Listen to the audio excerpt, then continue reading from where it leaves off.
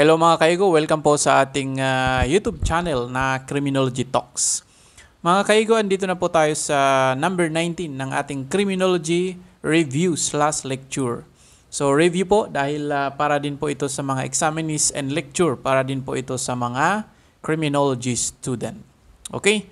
Mga kaigo, ang i-discuss po natin ngayon sa ating number 19 lecture and review is yung somatotyping theory. Kasi dito mga kaigo, andito po siya sa table of specification. Okay? So sa mga hindi nakakaalam sa table of specification, dito po ang basehan or the basis of mga board of examiners para gumawa ng tanong. So kung makikita nyo dito po sa, under po ito ng theories of crime causation ha. So andito po siya sa topic 2.1. So andito po siya, somatotyping. Kung titignan natin dito sa 2.1 topic, tatlong tanong po ang kukunin dito. So sa tatlong tanong na yan, maaring isa sa mga tanong ay ang somatotyping theory. Okay po ho. So let us proceed. What is somatotyping theory? Okay. Kailangan nyo munang intindihin ito mga kaigo para madali nyong maintindihan yung word na somatotype. Okay. Ang word kasi na somatotype mga kaigo ay tumutukoy po ito sa body types. Okay ho? Or body physics. So ibig sabihin, yung katawan ng tao, body type, anong type ng katawan ng tao? So ito ba ay maliit, malaki, or yung katamtaman lang, small, medium, large, or sa layman's term, mataba, payat, or yung katamtaman. Okay ho? So ano ba po ang ibig sabihin ng somatotyping theory? So somatotyping theory. Okay? So andito po yung definition. It relates distinctly body types to personality characteristic, associate criminal behavior with body types. Kung napapansin ninyo, andito na yung word na body types, body types. So halimbawa, body types. Okay. Ang simplest explanation lang mga kaigo is, nakadepende po sa type ng kapangangatawan mo yung personality mo. Okay? Nakadepende po sa pangangatawan mo yung personality characteristic mo or ugali mo.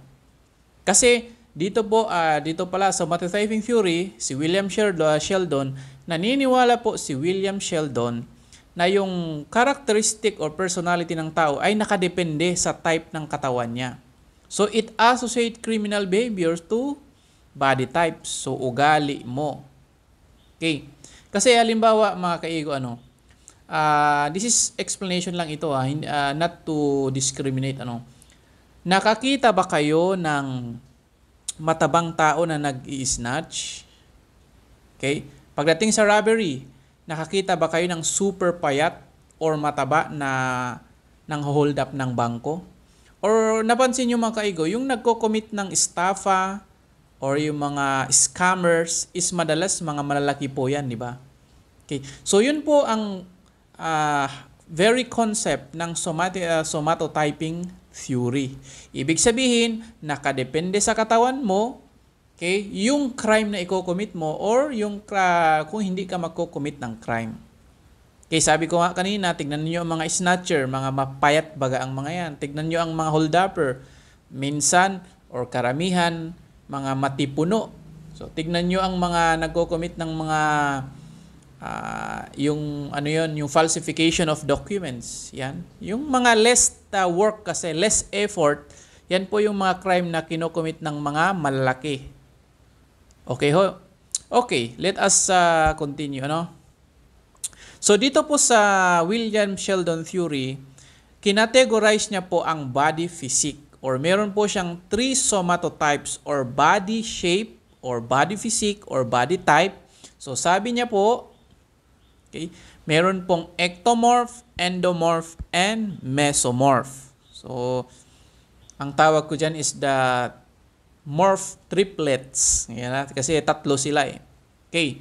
So ito to have an initial understanding, so naglagay na tayo ng picture. So ang ectomorph, ito po yung payat. Kaya dito po siya. So nakita nyo naman, very slim, Maliliit ang kamay, maliliit ang paa. Yung mukha niya slim din. And endomorph, ito naman po yung mataba. So nakita nyo naman, the body shape is round. Yan.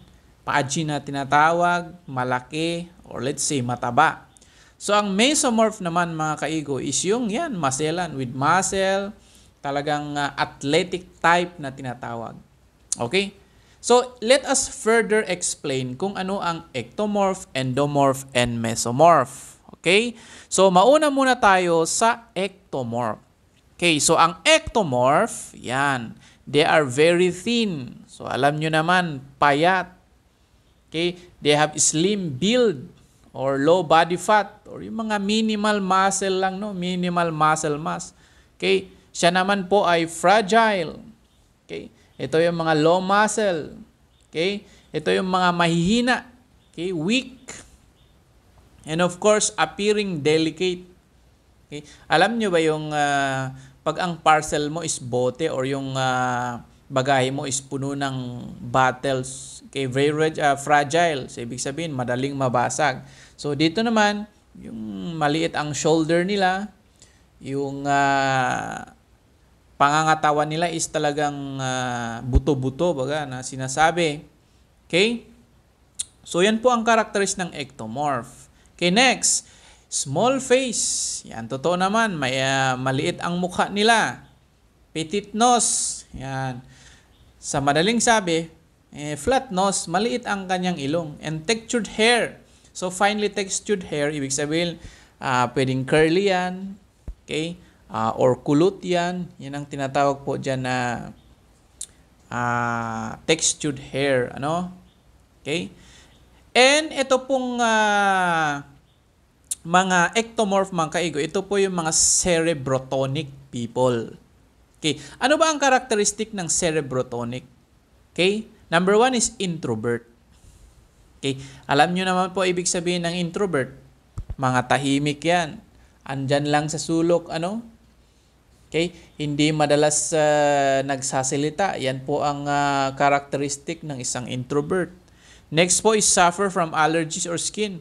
So, yung mga payat daw po, laging suffering from skin diseases or skin maladies na tinatawag, ano? Okay? And of course, madali silang mapagod. Okay? Madali silang mag-exhaust. So, yan po ang karakteristik ng mga cerebrotonic. And of course, highly sensitive to distraction and noise. So, madali po silang ma-distract, lalong-lalo na sa ingay. Okay? So, mga kaigo, ayan po yung simplest summary or explanation ng isang ectomorph. Tandaan po ang ectomorph, sa pinakamadaling salita mga kaigo is, payat po sila. Okay. Punta naman tayo sa endomorph. Okay. So, pag sinabi natin endomorph, pudgy, round, and they gain weight easily. So, wala nang paligoy-ligoy pa mga kaigo. Ito po yung mga matataba at madaling tumaba. So, pag sinabing pudgy, there's a certain part of their body na mataba. Okay? Round, bilog ang mga yan. So, those adjectives describe yung matabang tao. So, other description, skin would be very smooth. Siyempre, ang balat ng mga matataba is smooth man talaga yan. Their arms, legs are somewhat short for their build. So, napanood nyo na ba yung pelikula na Mr. Incredible? Di ba? Yung tatay nila, malaki ang katawan, pero pagdating sa baba, maliit. So, those are endomorph. It explains the characteristic of endomorph. So, parang nag-gym pero lagi niyang ini-skip ang leg day. Ganun baga. Okay. At itong endomorph, sila po yung mga viscerotonic. Okay? So, kung ang ectomorph ay cerebrotonic, yan, cerebrotonic, ito naman pong, wait lang, hindi ko magana yung okay. Ito naman pong endomorph is viscerotonic. Ano ba ang karakteristik ng viscerotonic? Number 1, easygoing. Excuse me. Easygoing po sila. Okay? Comfortable with themselves. Okay. So, ibig sabihin ng easygoing, ito po yung mga, hindi na gagalit. They are very easy, they tend to go with the flow. Yan. Or not overly demanding. Mga flexible in handling situations. Mga easy-go-lucky ang mga yan, So, next is enjoy luxurious things. Siyempre, malaking napapansin, gustong-gusto nila yung mga mamahaling bagay, mamahaling gamit, mamahaling sasakyan. So, those are characteristic of viscerotonic. And of course, extroverted. Kung sa endomorph, ma-introvert yan, ito naman pong mga endomorph, extroverted and outgoing na tinatawag. Okay? So, yan ang ibig sabihin ng endomorph or viscerotonic. Okay? So, punta tayo sa last mga kaigo, which is mesomorph. Ito po yung matipunong katawan. Hindi po matipunong lalaki. Magkaiba yun. Matipuno ang kanyang katawan. Siguro nag-gym or sabak sa trabaho and the likes. Okay? Muscular and dense with long torso. Siyempre, muscular. Puno-punong ng muscle and you have a long torso. So, siguro may abs ito, So, walang taba sa kanyang tiyan. Kung hindi, puro muscle. Kaya long torso siya, Okay, next is have large wrist and hand. Siyempre, malalaki ang kanyang kamay. Okay, hindi yung malalaki na mataba, ha? Malalaki na muscled. Okay, ho? Okay. And ito naman, somotonic. Yan. So, kanina, viscerotonic, etc. Ito naman, somotonic. Ano naman po ang karakteristik ng somotonic? Number 1, active. Yan. Okay? So, pag sinabi nating active, ito yung always moving, yung energetic baga, and gustong-gusto niya yung mga physical activities. Yan po yung active. Okay? Next is dynamic. Ito yung enthusiastic lagi, Ito yung full of drive. Laging parang may energy. Yan yung dynamic. And of course, assertive. Okay? Yan po yung laging confidence na ine-express niya lagi ang sarili niya. So, assertive.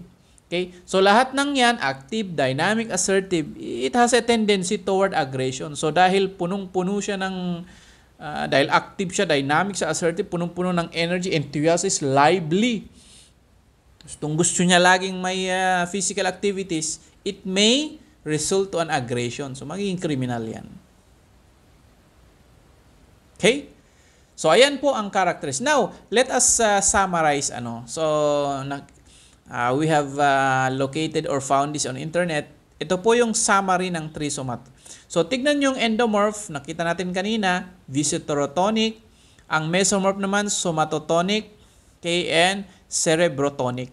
So, ang endomorph, yan po, mataba po yan. So, ang mesomorph, yan. So, parang nag-gym.